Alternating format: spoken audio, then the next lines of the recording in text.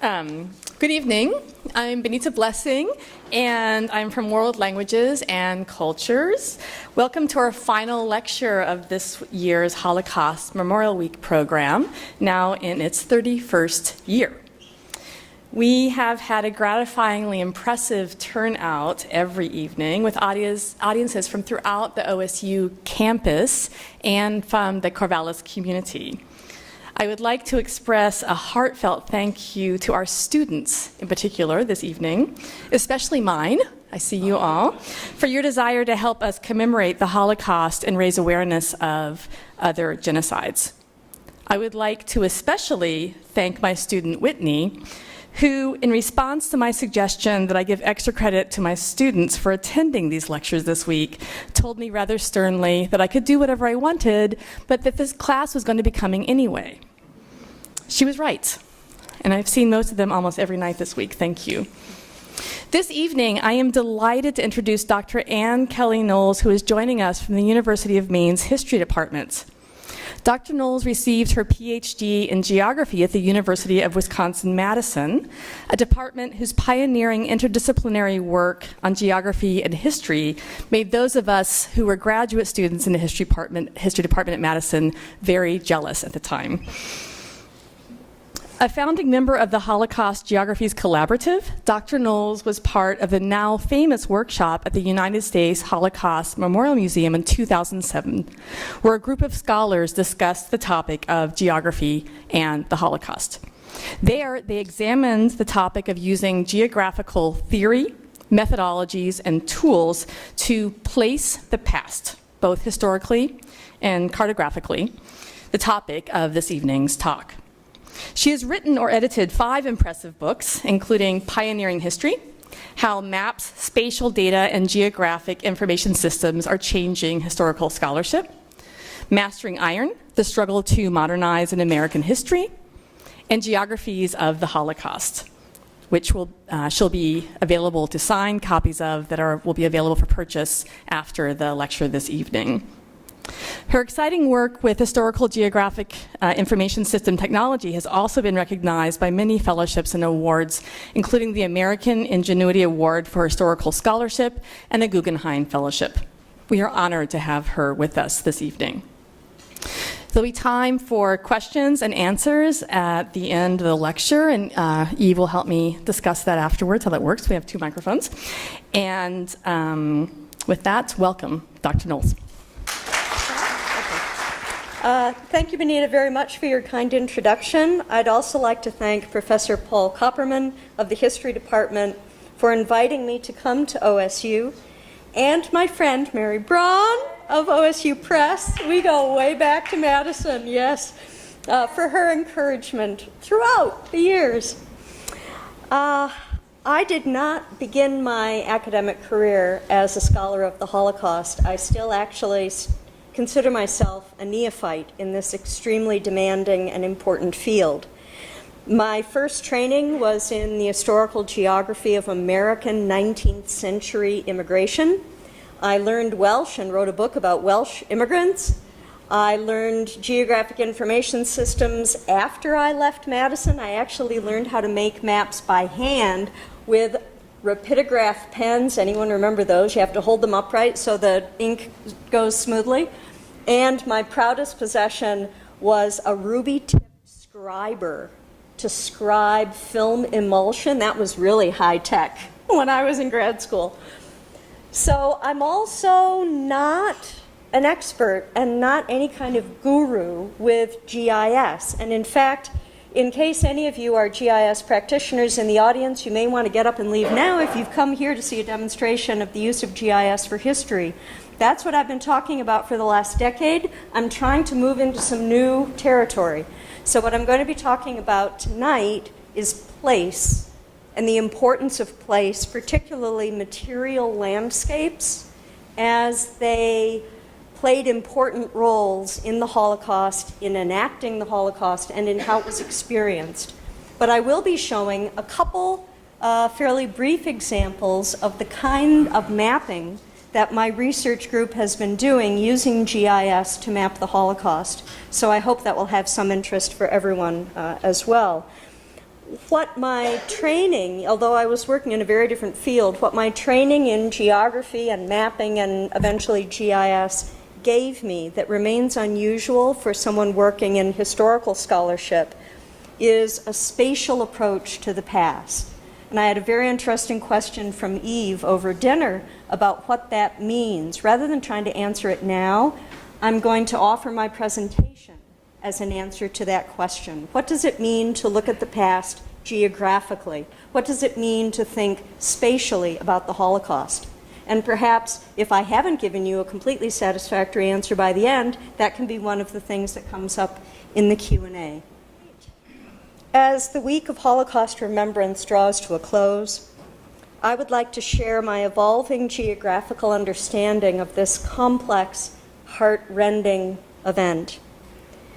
My main argument tonight is that places were central to the enactment and the experience of the Holocaust, but that many of the most important places were not those we ordinarily think of. First, I will highlight the broad differences between the two main regions of the Holocaust, which I'm beginning to think of almost as two Holocausts.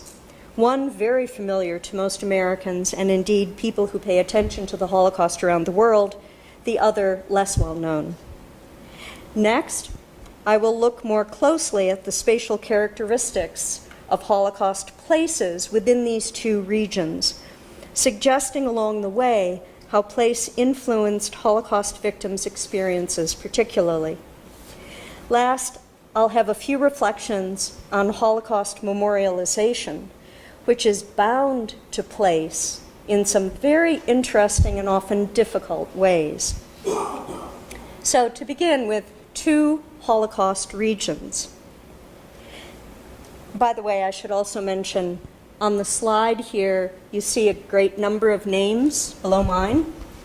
Here, a combination of students, professors, local researchers. I've just been to Latvia and Lithuania.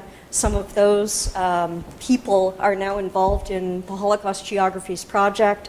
Although I am the speaker and I will use the first person most of the time, everything that my research group does is collaborative between historians and geographers, and now involving more and more people from other disciplines. So I hope you'll understand I represent a number of people here tonight. The familiar places of the Holocaust were sites where a particular bundle of experiences came together. Jews and others targeted because of their social identity were transported to designated places of confinement, concentration camps, ghettos, where they were put to forced labor, where many starved. In periodic selections, large numbers of these people were killed, typically by some kind of lethal gas, in a camp or specially designed killing center in their millions. This Holocaust was mainly urban and industrial.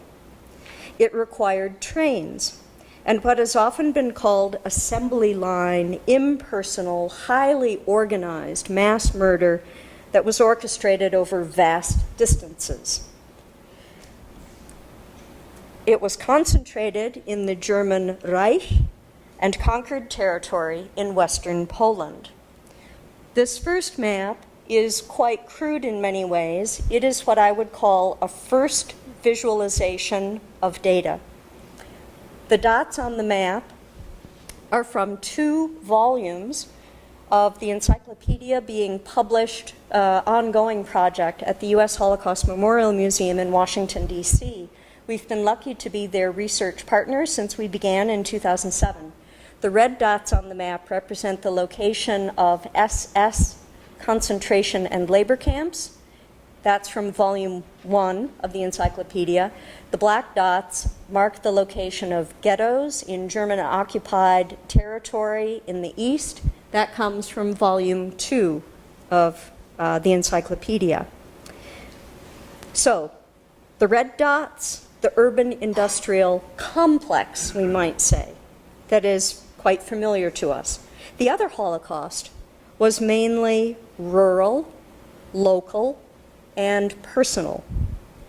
And here I have a slightly different map with historically correct boundaries as of June 1943. So the rather fine black lines in the back behind the dots mark the extent of the Reich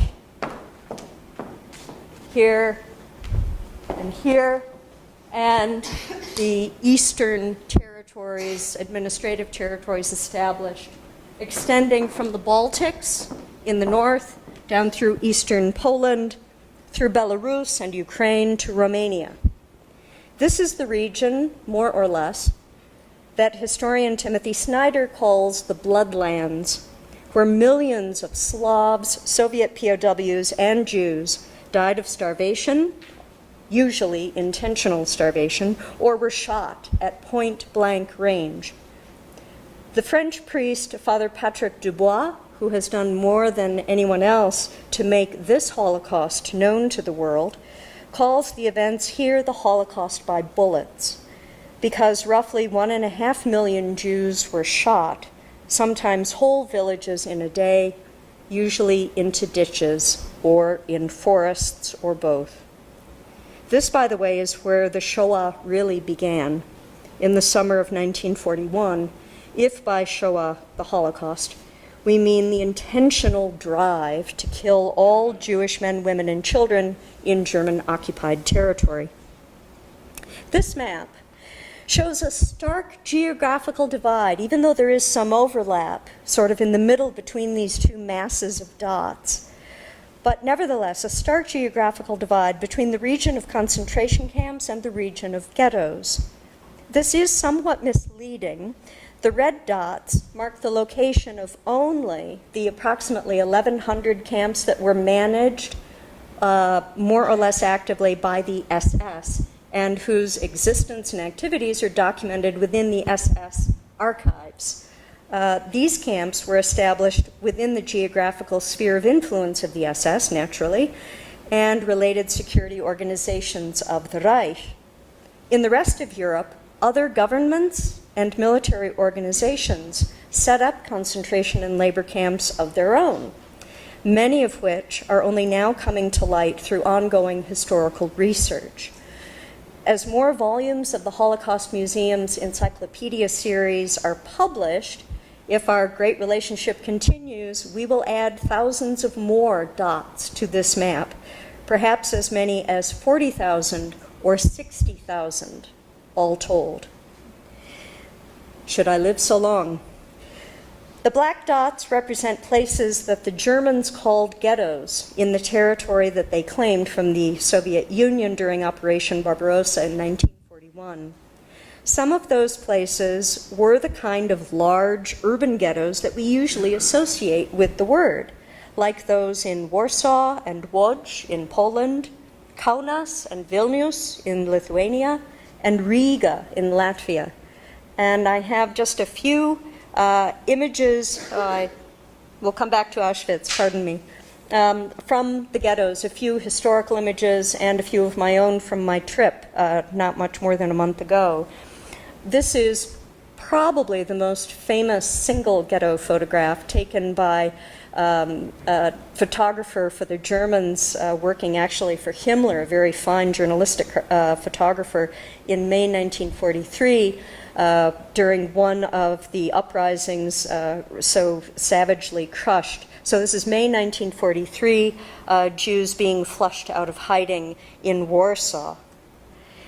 Here, a map of Łódź, renamed by the Germans Litzmannstadt, just to give you a sense of the dense urban concentration of this ghetto. Here, one of my own photographs from what was the gateway, the main gate into the Kaunas ghetto in Lithuania. Kaunas is the second largest city after Vilnius, the capital. And there's just a little obelisk here that I'll point out that simply states this was the Kaunas ghetto and a date on it. Very simple. Hold that thought. I'll come back to memorialization a bit later. One of the remaining interior courtyards, so common in Vilnius, This in the heart of the former Jewish ghetto, a very, very dense and vibrant Jewish community that became a ghetto under occupation. And here another map from the Riga Ghetto Museum, again to indicate the density of population. And of course, that density of population is one of the things that made big urban ghettos like these that we know relatively well unusual and profoundly important in many ways. On the positive side, in urban ghettos with large populations, Jewish institutions could remain active. Jewish religious practices could continue, if surreptitiously and in hiding. Schools could be established. People could give one another mutual support. All sorts of Jewish self-help organizations, soup kitchens and so forth, were common in these large urban ghettos. At the same time, as living conditions deteriorated, particularly as ghettos were closed, people were trapped in increasingly crowded spaces, disease became rampant, typhus occurs in all of these that I've mentioned to you, and they were also, the closing of the ghettos especially, made people very vulnerable to attack, predation, deprivation, violence, and removal. So a very complicated and dramatic story in these ghettos, as well as some resistance, and sometimes violent resistance, most famously in Warsaw. This is another photograph by that same Himmler favorite photographer taken in May 1943, and part of his caption here is the capturing of bandits who had resisted with arms. And the women, this woman in her stocking feet has become one of my heroes. Just the look on her face, here I am, is astonishing to me. The strength in her stance and her face is truly inspiring. There's also a new set of photographs. I wonder if any of you know about Henrik Ross, the photographer of Łódź.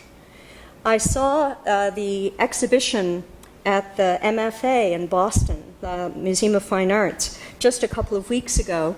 The exhibition of his photographs, which were literally unearthed, he had stored them in jars and buried them in the ground as the Łódź ghetto was being liquidated. Miraculously, he and his wife survived that liquidation, the intended destruction, because the Allies arrived, the Russians actually arrived just in time, and he got his photographs back out of the ground. He was a commercial photographer who took the sort of pleasant photographs for weddings and people having picnics, just a studio photographer who sneaked around Łódź. He did a little demonstration in the video that accompanied this exhibition at the MFA, that he would literally put on his trench coat and his hat and walk around town with his wife, and his wife would sort of give him the high sign that, okay, Henrik, it's all right, and he would flash open his coat and take a photograph and then walk away again.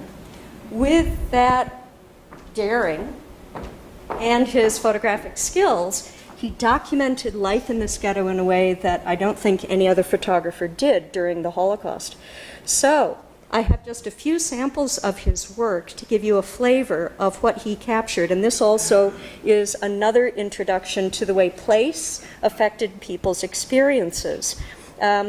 Some normal life continued for some time. This is a photograph from 1942 of wealthy children, the well-off children of some neighborhood having a birthday party, and I think it must be the party of the boy who's playing the Jewish policeman, because there he is at the head of the table smiling with his chubby little smile, and it's really creepy to see him, I find, playing the policeman, but this is just a sign of what was going on in Łódź in 1942.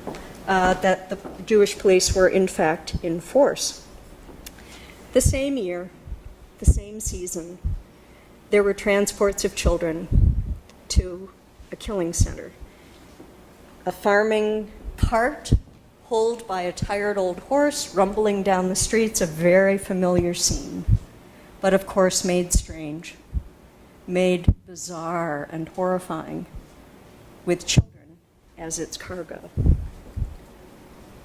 A photograph, a little difficult to date, 1941, 1940 possibly, early in the ghetto's existence, members of a Zionist youth group planting a garden. And 2 to 3 years later, again, most of his photographs are difficult to date, people digging in the ground, probably not the same place, we don't know, but trying to find any scrap remnants of food or coal or wood, something to burn, something to eat.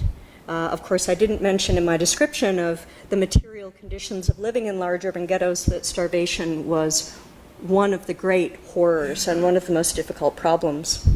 Another scene that in a previous year, even 1938, would have been absolutely normal, moving day of another horse and cart pulling a family's belongings to a new apartment somewhere in Łódź. You see the dense urban fabric here very, very clearly.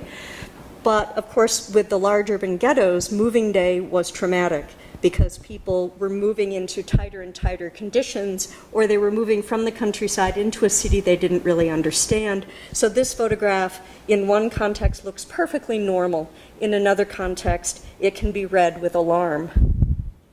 Here, a photograph that is nothing but troubling, grief-inspiring, of people being marched under the very loose, rather comfortable command of a Jewish policeman, but being taken to a train to Belzec. And this goes on too. It's one of the things that I've learned by teaching about the Holocaust is that not all of the Holocaust, not all of what people were living day to day, hour to hour, was tragic and horrific. There was love. Children were born. People worked. There were moments of happiness, which is why I've included this as well. We mustn't forget this very vital side of human experience as well. And this is my last image from the Henrik Ross photographs, perhaps the most dramatic. One of the first things the Germans did when they arrived in Łódź was to destroy the main synagogue, the largest, most beautiful, historically significant synagogue in the city. And they just left its ruins. So here a man, circa 1944, years after the destruction, is wandering among the ruins in a very dramatic photo. Jewish experiences in the rural small-town ghettos that I've begun to draw your attention to was different in some very important ways. In his book on the emergence of Jewish ghettos during the Holocaust, historian Dan Michman explains that the word Holocaust comes from the Italian, famously the early ghetto in Venice, the Jewish district or the Jewish quarter, and it's had that kind of urban connotation for most of the word's existence. But as Michman goes on to argue, our understanding of Jewish ghettos during the Holocaust comes so far almost entirely from Poland, from Łódź and Warsaw in particular. And it does not fit the great majority of places that were called ghettos, at least by the Germans, during the Holocaust. Based on my very preliminary analysis of the Holocaust Museum's Ghettos Encyclopedia, I would estimate that no more than 1/3, and perhaps a much smaller proportion, I'm working on much more definite figures, of the places of confinement called ghettos were walled or intensively policed or lasted more than a few months. The rest were places snatched opportunistically from ordinary landscapes to serve the temporary need to gather Jews, prevent their escape in preparation for murder. Thus, a ghetto could be a barn, a field, houses along one side of a village street, or an abandoned factory. In some places, a whole village was declared a ghetto, but Jews and non-Jews continued about their daily lives, coming and going, farming, chatting, until the Wehrmacht or the Einsatzkommando or their willing executioners, as some have called them, the Poles, Ukrainians, Lithuanians, and others who took murder upon themselves, were ready to carry out the dreadful deed. The example that I have of this kind of ghetto And the killing actions comes from the work of my colleague Waitman Bourne, one of the specialists in Belarus, and who in fact some of you might know as an emerging protege of Christopher Browning. He was Browning's one of his star PhD students and is a real talent. And he wrote a chapter in the book that Benita mentioned, the Geographies of the Holocaust, that he called Killing on the Ground and in the Mind. It's a combination of work by some of my students about the Holocaust in Lithuania and Waitman's own work on Belarus. Let me show you the place he's talking about. Is called Krupki. I don't know if there was Officer Krupki from Belarus. I don't know. Here's Minsk. So we're south of the Lithuanian border here. Minsk, here's the area of Krupki. It's such a small place. It's really kind of a crossroads, big hamlet. It doesn't even figure on this German military map. And Smolensk. So it's midway on a main road between Minsk and Smolensk. This is an area that the Wehrmacht rushed through very quickly, and then the Einsatz commando assigned to this region came behind with the purpose to find and kill the Jews. Here is Waitman's photograph of the town square in the middle of Krupki. As I said, kind of a little crossroads place. And in his own effort to understand what happened here in the physical landscape, Waitman tried a little visual experiment. We'll see what you folks think of it. And he turned the photo black and white and added figures in the approximate number of, in this case it was Wehrmacht primarily carrying out the atrocity here, with Jews gathered in the village square by the fountain, and from here they were marched out of town. So what do we learn right away from his use of the evidence and this one visualization? That the gathering together of Jews in such a place was visible.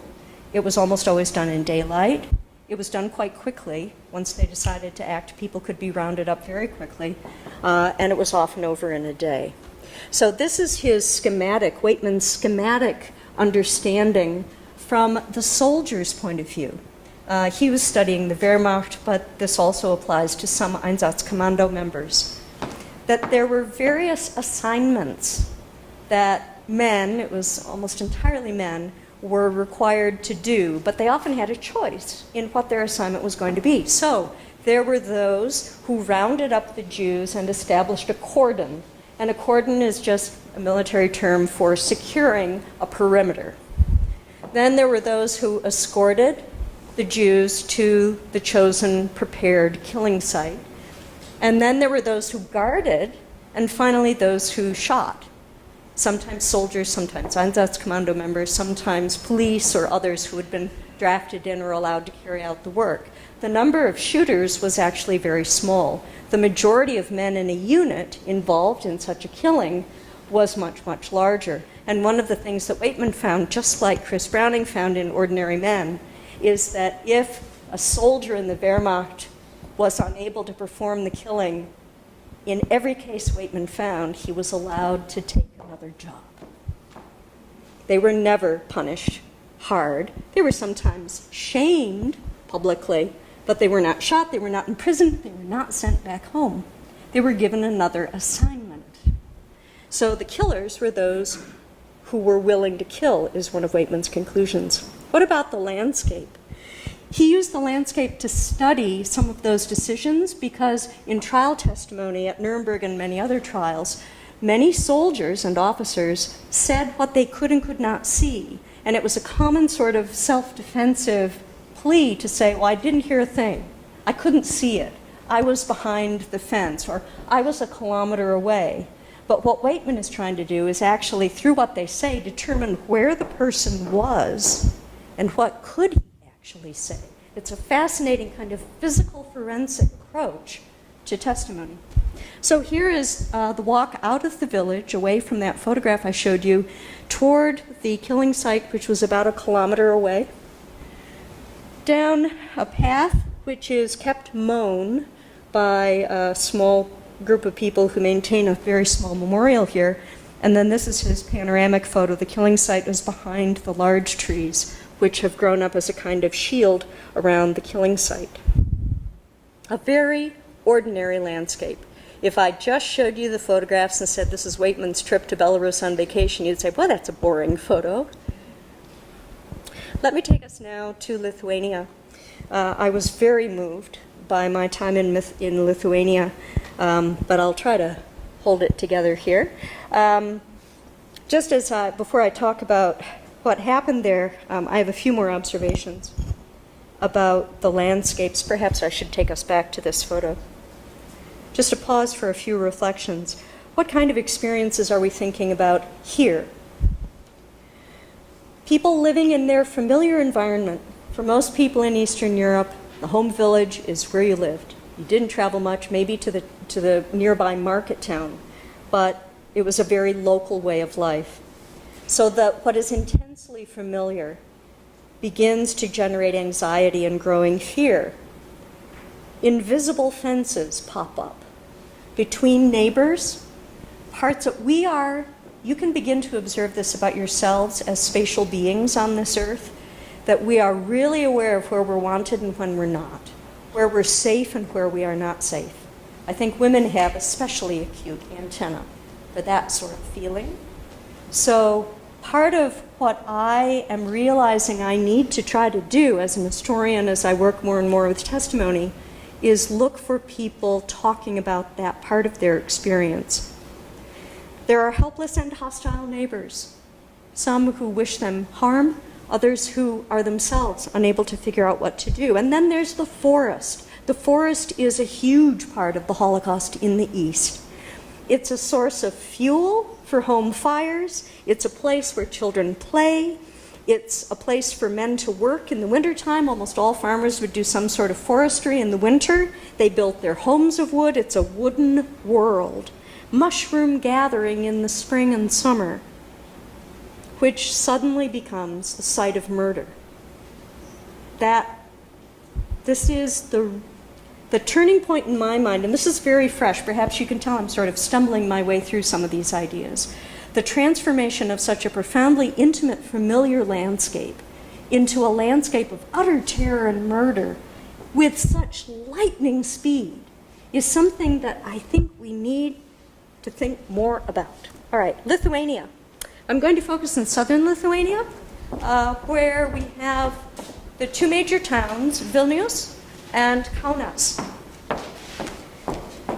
The Holocaust was particularly swift through Lithuania. In about 6 months, from June to December 1941, 90 to 95% of the Jews living in Lithuania were killed or transported. It was savage. This is a little glimpse of some of the GIS that we've done. There's a famous report in German records called the Jaeger Report by the commander of Einsatzkommando 3. He was a man eager to impress his superiors. He was in charge of the attack squad going through Lithuania, and he typed up a very detailed report day by day of how many Jews his men killed and whether they were men, women, or children. I had students a couple of years ago who turned this into a GIS database. GIS database just means it has space and time, so that we could then they could map where the killings occurred. This is summaries, but we also have an animation of this data running through 1941, proportional circles for the number of people killed in various places. And what these three maps capture are three different periods. First, attacks rather widespread but focused on Kaunas. Then in the summer, this is August 15, it's actually August 15 to July 9, barely more than a 3.5-week period when almost every place in the country was under attack. And then a sort of mopping up operation in the two big urban ghettos, Kaunas and Vilnius. And actually in Vilnius, it was in Panarai, a forest just outside of town. Something that you can do if you build a database is represent the information in many different ways. This is exactly the same data that created the map, but shown in chart form, what we call a histogram. This is another way to pick out the intensity of killing, the crescendo of attacks during the period that the map showed from middle of August into early September. and then a much slower attrition. And that's also partly a period at the end of 41 when the Germans were trying to figure out whether to use the Jews for labor or send them to death camps or what to do with them in Lithuania. The last representation adds gender to the story. This is using a kind of software called Tableau. Here, each line is a place, and along the bottom we have time. So what happens in places over time? And what the chart really picks out better than either of the other visualizations is the turn to genocide, because the colors correspond with proportion of females and males among those who are killed. Again, this is just the Jaeger report. It's not all of Lithuania. Blue means men and boys. Red means women and children and elderly and everyone. So here is the turn to genocide, which is also the period of greatest intensity in the map and in the histogram. What we would like to do is look for similar data from the Wehrmacht and Einsatzkommandos that worked all across Eastern Europe to see whether what happened in Lithuania was typical. Is this a moment of genocide everywhere, or are there important regional variations? Let me come back to the ground. In Kaunas and in Vilnius, there are sites of murder that are absolutely everyday. This is one location where 66 Jewish men were grabbed off the street in Kaunas, taken into the courtyard with administrative buildings and some businesses. There was actually an auto garage back near where I'm standing to take the photograph, and they were shot. Here is another industrial site, interestingly, on the outskirts of Kaunas, with a sort of natural depression in the ground, where 125 people, in this case it was men, women, and children, were brought together and killed. Here there is, like in the other place, a stone about that big that has only recently been erected to mark the spot. Here's another place in the same wave of killings in Kaunas. Intellectuals were gathered up, university students and political activists and so forth, and were taken sort of where the trees are. They don't know. It wasn't documented. There's been no effort really to ascertain where their bodies may be. And there is no road sign. There is a little sign sort of tucked back there, but you need to know it's there. What I'm beginning to try to suggest through these examples is in Lithuania and a number of other Eastern European countries, Ukraine, Belarus, Romania, Latvia, the Holocaust remains a very difficult subject.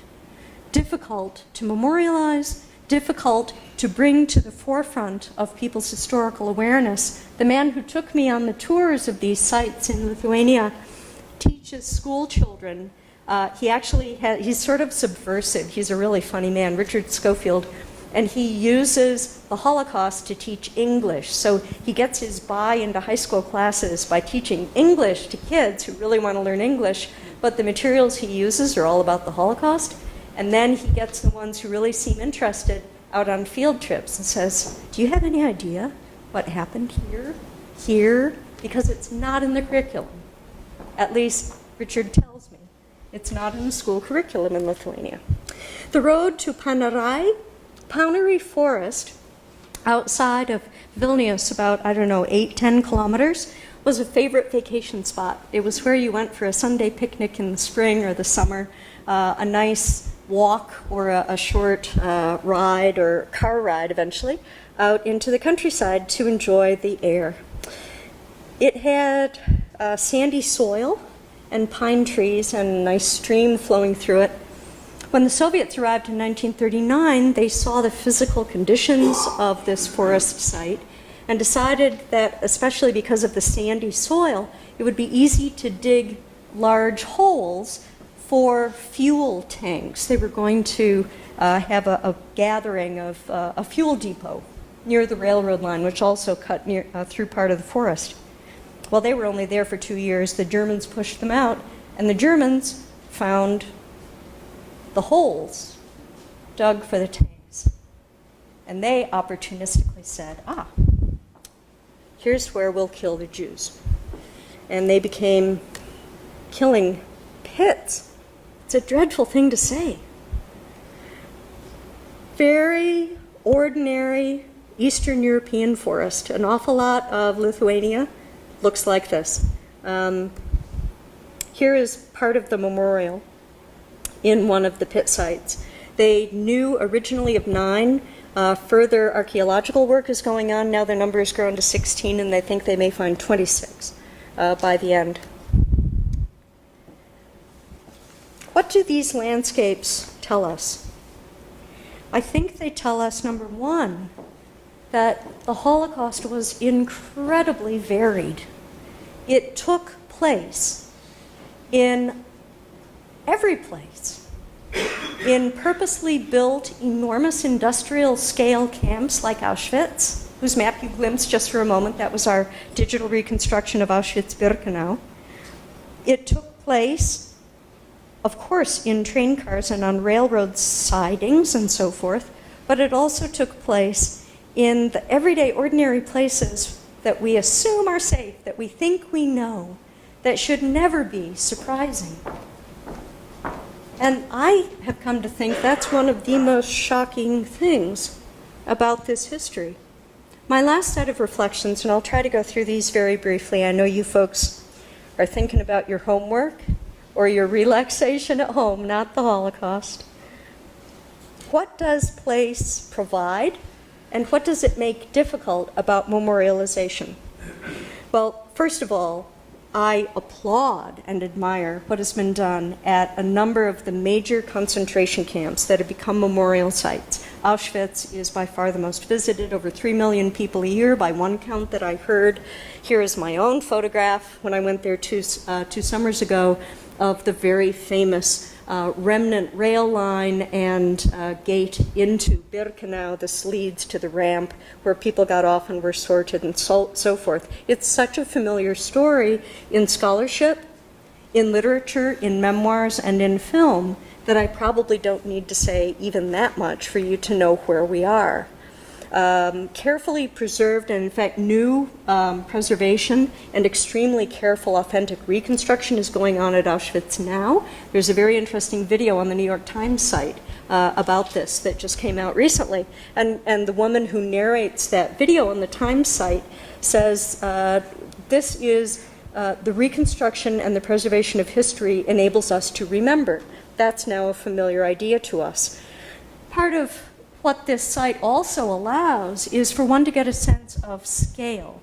And I think the scale of Auschwitz-Birkenau especially, these are two of my colleagues walking down the main corridor between where the barracks used to be, gives one a very powerful impression of the industrial interpretation of the Holocaust, the industrial scale of captivity and labor as well as killing. Another, probably the most familiar form of memorialization is the miniature landscape of the cattle car. I heard some friends from the Midwest say almost jokingly, every museum has to have a cattle car. And the price of cattle cars from Germany is spiked because everyone wants the real thing. Cattle cars serve a very, very important function of enabling imaginative appreciation of suffering, which some people are uncomfortable with, and there's some very interesting intellectual arguments about whether that is what museums should be in the business of doing, but it is common and many people seek it out. This particular example is an unusually squeaky clean train car at the Riga Ghetto Museum in Riga, Latvia, and they've put the names of the main towns that German Jews came from to come to the Riga Ghetto. That's a long story. I can tell you more if you're interested.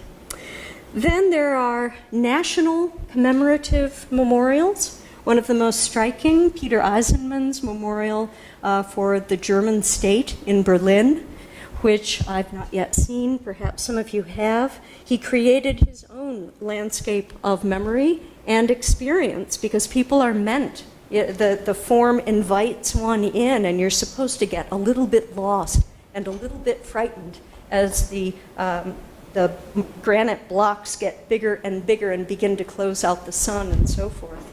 It's a very interesting artistic expression that is supposed to evoke certain emotions. One of my favorites are the Stoppelsteine, the little brass memorial stones. Really unusual, another artistic conception. It began as pure conceptual art, but it caught on so quickly that he is now installing these all across Europe. And this is my sister finding a Stoppelsteine in Rome. You are supposed to trip a little bit and be reminded of the person whose name, birth date, death date are on this little tiny plaque. And to have it in the ground is such a powerful reminder and a very long-term way of memorializing. And of course, they're supposed to be at the site of where someone was arrested or where they lived. So it's using the landscape, using the place itself as a way to say, this happened here. And here's the particular one she was looking at. Constanza Sonnino, arrested 1943, deported to Auschwitz, and when she died. I said that in Lithuania and other Eastern European countries, memorialization is very difficult. The woman I spent most time with in Lithuania, Milda Jakulta-Vasil, is working to establish the first shtetl museum in Lithuania. The shtetls were the small villages where peasant farmers and small-time merchants and so forth carried on their existence since time in memoriam, basically. And in the former shtetl of Sheduva, she's trying to set up a museum. One of the first acts of the museum was restitution of the Jewish ghetto. Here it looks like a farm field, but she and a very large group of volunteers did exhaustive work for several years to replace, to find, and re-erect the Jewish gravestones, and they're nearly finished now. But this took years and years, and none of it would have been possible without the financing of an American-Lithuanian billionaire whose grandfather came from Sheduva. And he decided this matters. So it wasn't local funding, it wasn't the Lithuanian government, it wasn't a nonprofit. It was a rich man who said this matters. And the same thing apparently is going to happen at Babi Yar, the biggest single killing site of Jews and Slavs and Soviet POWs and so forth. A huge gash in the ground outside of Minsk. There are 3 American, Belarusian, or Russian billionaires who want to establish a major memorial at Babi Yar. We have the privatization of Holocaust memory going on. It's very interesting, I think. But in most cases, Babi Yar is really exceptional because it's so famous and it's such a grotesque, enormous history. But in most places, a few hundred, a few thousand people, how do you memorialize them in a country that hasn't come to grips with its own history? Germany has handled this for so long and so well. In these countries, it's very much a live issue. I think I've probably talked way too long already, and I should stop. I have one more visual I can show you. No? Oh. Well then, this is different, but it's a favor to my hosts. I learned at dinner that Benita Blessing has, bless her, has her students read the 2 volumes of Victor Klemper's diary. He was, is it fair to say, a secular Jew and intellectual living in Dresden who survived the war, who was not shipped off in the Holocaust, and kept an extraordinary detailed diary, almost day by day, of his experiences. So that's our source. A student of mine named Hannah Day, when I was teaching at Middlebury College, very interested in psychology, became completely engrossed by this diary. And she wanted to find a way to represent it. What she really wanted to show was the emotional range of Victor Klemper's experiences, that on some days he was absolutely dejected and terrified and so forth. And on other days, he was truly joyful or content. For example, if he found that his wife had survived a bombing raid, that was huge. They survived the bombing and liquidation of Dresden. Or just happy that they have bread on the table and so forth. You get the idea. Well, being a good geographer, she wanted to make a map. So I helped her get a copy of a 1944 map of Dresden from the Holocaust Museum. She took excerpts from the diary. This is an experiment from February 11, 1945, when things were really pretty rough. And she put the little quotations. You see this all the time, a map with quotations on it. This is what Rebecca Solnit does in her atlases, and her contributors do this all the time. Well, Hannah came to me in tears and said, this doesn't represent his experience. He walked these streets, but there are no emotions here, and that's what interests me. So she thought, and we talked, and finally she came up with a very different idea. This is her graph of his emotional experiences, and I'll just explain it briefly. You might see the very thin red line that goes through a sort of not a little more than halfway up. That's time, marked by years. Above the line is varying experience of transcendence, being happy, being lifted above his very, very difficult circumstances.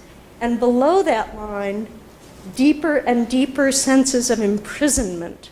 This was her qualitative conclusion after reading so much of his journal, that these were the two dominant emotions, transcendence positive and feeling of imprisonment and helplessness on the other end.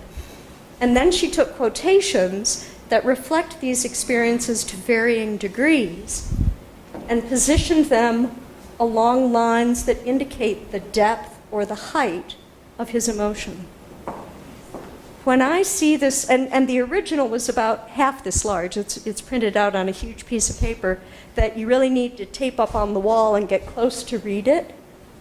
Hannah, being a good quantitative social scientist, was concerned, how do I quantify his emotions? How do I know how much worse or better one quotation or feeling is than another? Which was a great question for her to ask. And I said, you've got to use your judgment. And I think the result is quite spectacular. Every time I see this, I get chills, because to me it looks like a musical score of emotion. It suggests so much. So that's my final example. This is not a landscape. In a way, it's an acknowledgement, and I believe in this strongly, that the form must fit the knowledge. Don't make a map because you're supposed to make a map. Make a map if that's the best way to express what you know. Make this if this is the best way to express what you know. Let yourself be flexible and open to the creative form of your interpretation, and you may find yourself truly amazed. Thank you.